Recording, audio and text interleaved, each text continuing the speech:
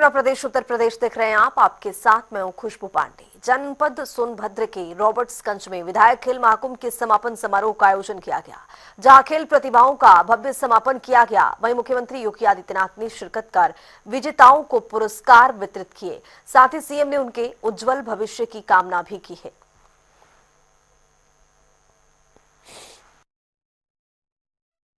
खिलाड़ी प्रतिभा बने थे, वो वैसे मैं आपको बधाई देता हूं, आपकी पूरी टीम को बधाई देता हूं, जिन्होंने 11,000 लोगों के बीच में एक सकारात्मकता, एक रचनात्मकता का कार्य किया है। खेलकूद और शतरंज और निबंध और चित्रकला लेखन के साथ साथ सांस्कृतिक कार्यक्रमों के साथ भी परंपरागत वाद्य के साथ इन कार्यक्रमों को आगे बढ़ाने का काम किया। अत्यंत रोचक भी है, उत्साहवर्धक भी है, इसमें प्रेरणा भी है और नई पीढ़ी को आगे बढ़ने के लिए एक मार्ग भी है।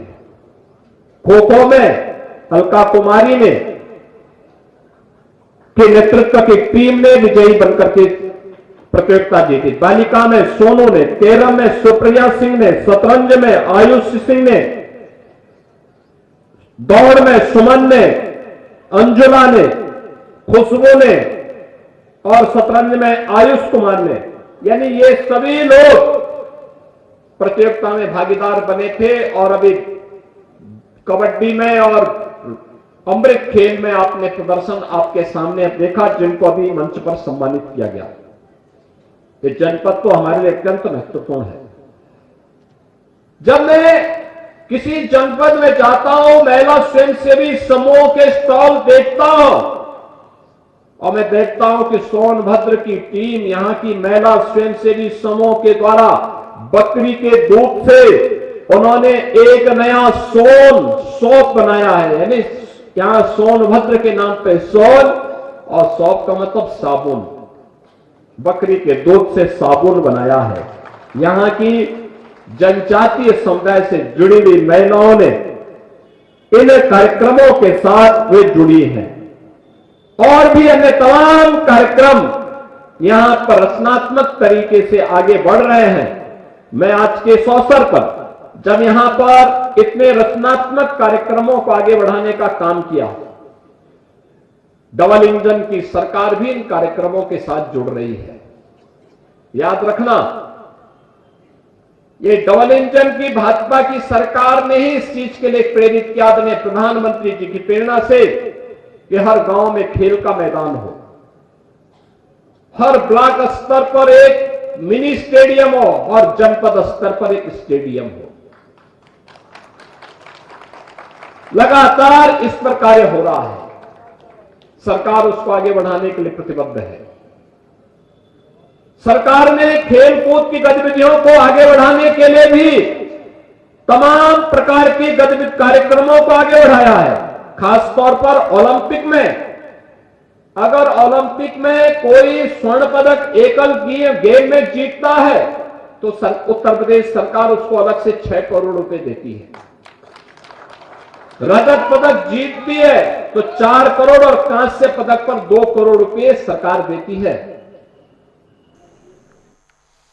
तो लखनऊ में सपा के राष्ट्रीय अध्यक्ष अखिलेश यादव ने प्रेस कॉन्फ्रेंस की है, जहां उन्होंने मीडिया को संबोधित करते हुए बताया है कि समाजवादियों का मानना है कि मार्केट वैल्यू के हिसाब से किसान को मुआवजा मिलना चाहिए। साथ ही सरकार से मांग है कि 6 गुना मुआवजा मिलना चाहिए।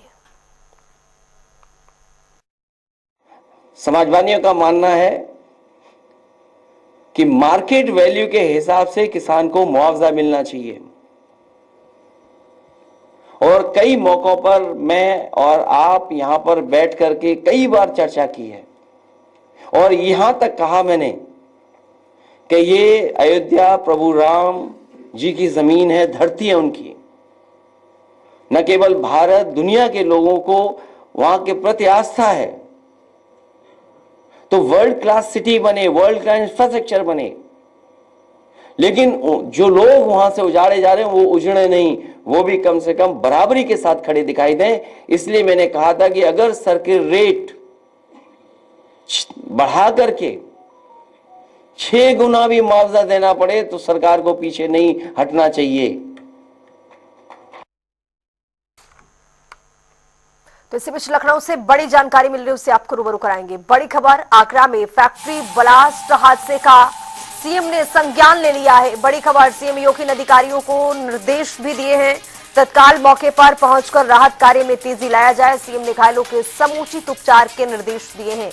इस वक्त की बड़ी और अहम जानकारी, सीएम ने घायलों के उपचार के लिए समुचित व्यवस्थाएं करने के निर्देश दे दिए हैं। आगरा में फैक्ट्री ब्लास्ट हादसे पर मुख्यमंत्री ने संज्ञान लेते हुए अधिकारियों को निर्देशित किया है, तत्काल मौके पर राहत कार्य में तेजी लाया जाए। सीएम ने घायल को समुचित उपचार के भी निर्देश दिए हैं। तो आगरा में एक फैक्ट्री में ब्लास्ट हो गया था और इस हादसे में कई लोग घायल भी हो गए हैं। और आपको बताते चले कि मुख्यमंत्री ने इस पर संज्ञान ले लिया है। इस पूरे मामले को लेकर मुख्यमंत्री की ओर से अधिकारियों को निर्देशित किया गया है। हरिपर्वत थाने की ट्रांसपोर्ट नगर चौकी के अंतर्गत एक मेडले बेकर्स की मैन्युफैक्चरिंग यूनिट है, जहां आज काम करते हुए बॉयलर के फटने की वजह से आग लग गई और इसमें इनके 13 लोग घायल हैं, जिनको हमारे सीएफओ और फायर सर्विस की टीम ने तत्परता से कार्रवाई करते हुए तत्काल अस्पताल पहुंचवाया है, जहां इनका इलाज चल रहा है। इनमें से एक व्यक्ति की हालत गंभीर है। मैनेजर जितेंद्र अभी हमारे साथ यहाँ हैं, जो पूरे ऑपरेशन में हमें सहयोग करते रहे। इसमें अग्रिम वैधानिक कार्रवाई करवाई जा रही है।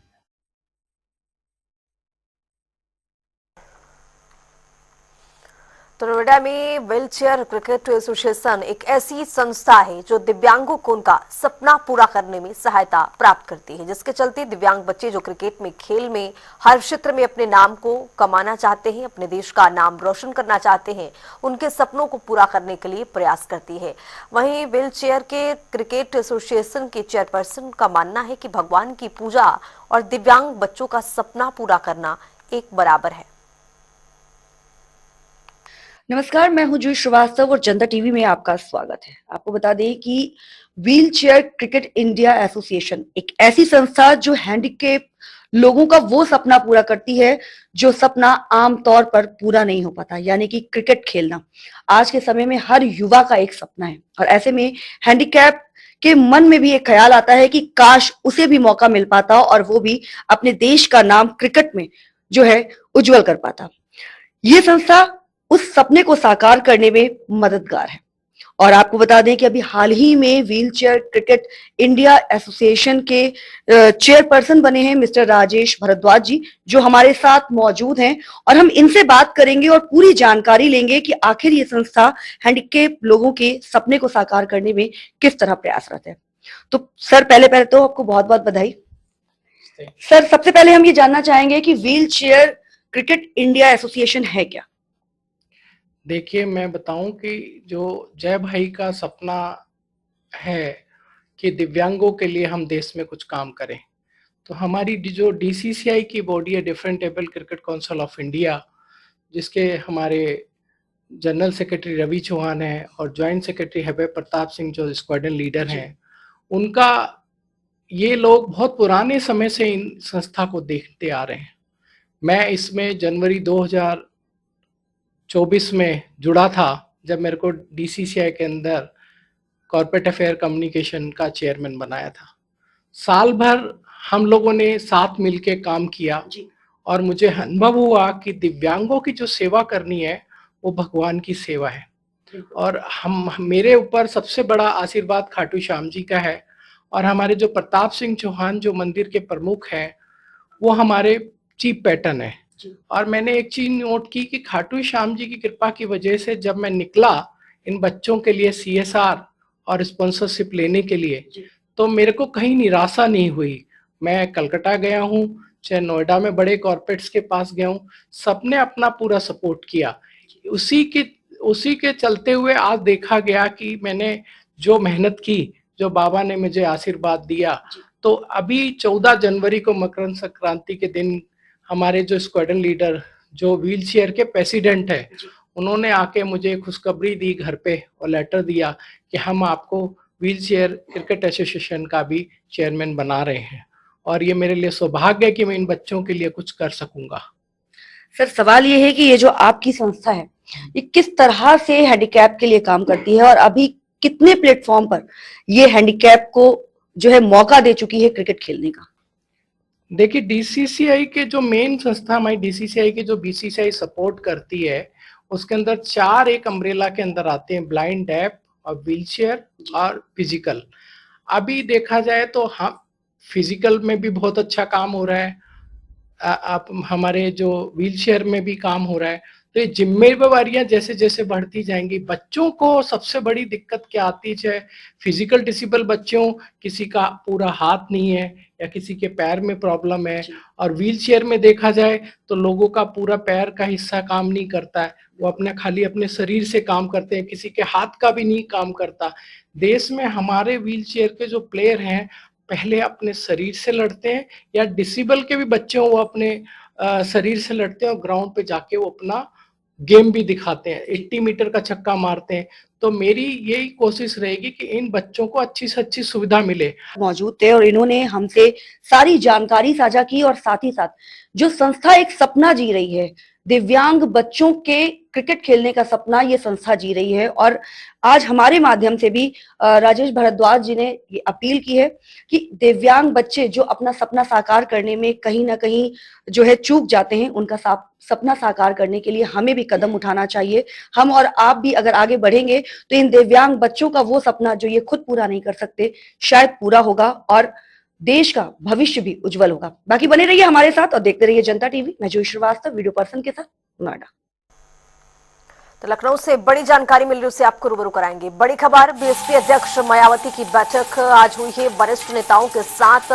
मायावती ने बैठक की है, मंडल अध्यक्ष भी शामिल हुए हैं। आगामी चुनाव को लेकर मायावती ने दिशा निर्देश भी दिया है। दिल्ली विधानसभा चुनाव को लेकर भी बड़ी जिम्मेदारी दी गई है। बड़ी खबर, विधानसभा चुनाव को लेकर दिल्ली में मायावती ने बड़ी जिम्मेदारी दी है। बीएसपी अध्यक्ष मायावती आज बैठक करती हुई नजर आई, जिसमें जिला अध्यक्ष भी शामिल रहे हैं। आगामी चुनाव को लेकर इस बैठक में रणनीति पर चर्चा की गई है और दिल्ली विधानसभा चुनाव को लेकर के भी बड़ी जिम्मेदारी सौंपी गई है।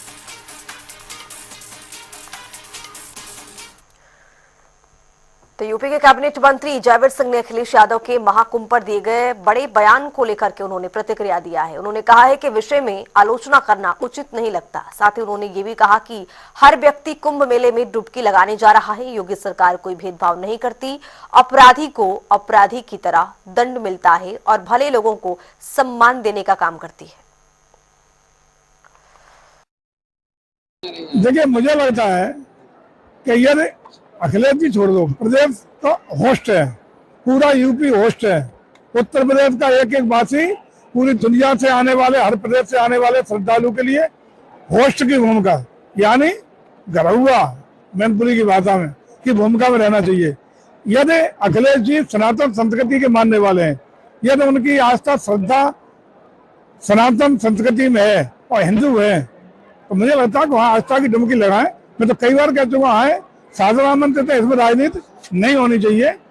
अगर कोई सरकार अच्छा काम कर रही है तो उसको विपक्ष की महत्वपूर्ण भूमिका होती है। तो उस कार्य की तारीफ हो। जहां सरकार कोई गलत उनको लगता है तो उसकी आलोचना हो, यह विषय होना चाहिए। लेकिन हर विषय में आलोचना करना उचित नहीं लगता है।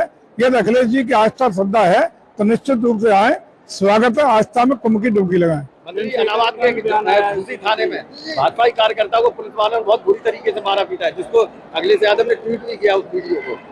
अच्छा, अखिलेश जी में बचा है ट्वीट करने के अलावा कोई काम नहीं, लेकिन वो भाजपा का ही कार्यकर्ता है। अरे भाजपा का जो अपराध, देखिए एक चीज साफ है कि हम राजनीतिक आधार पर प्रशासन दुरुपयोग करते हैं ना सदुपयोग करते हैं।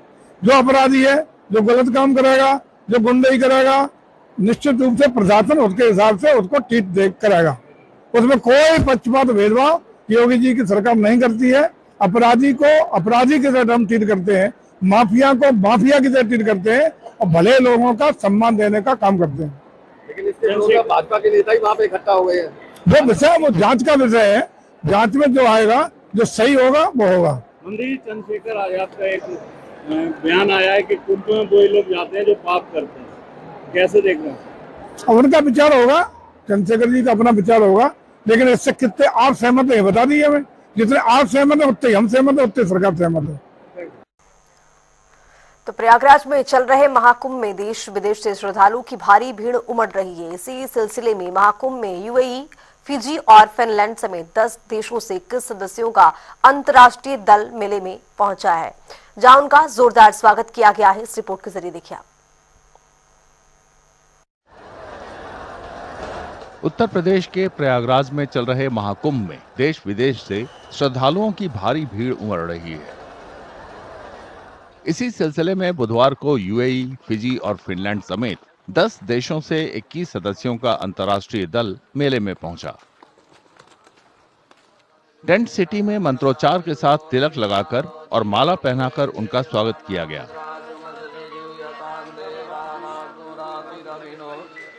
प्रतिनिधि मंडल ने गुरुवार को संगम में डुबकी लगाई। सदस्यों में महाकुंभ को लेकर भारी उत्साह था। First time I've been to India, so it's very exciting for me. We just traveled very far to get here, and yeah, now we're just keen to come and check the place out.